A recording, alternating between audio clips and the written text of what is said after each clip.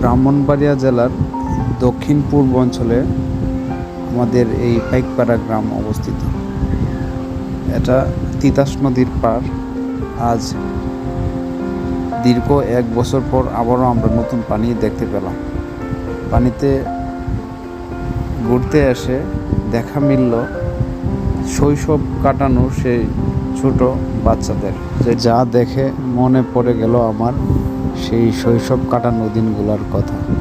তাই তাদেরকে আমি আমার ক্যামেরার ফ্রেমে বন্দি করে নিলাম।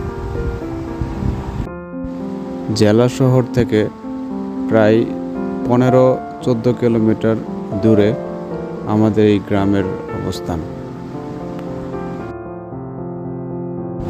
প্রাকৃতিক সৌন্দর্যে ভরপুর এই পাইকপাড়া গ্রাম। এখানে ঘুরতে এসে আরও দেখতে পেলাম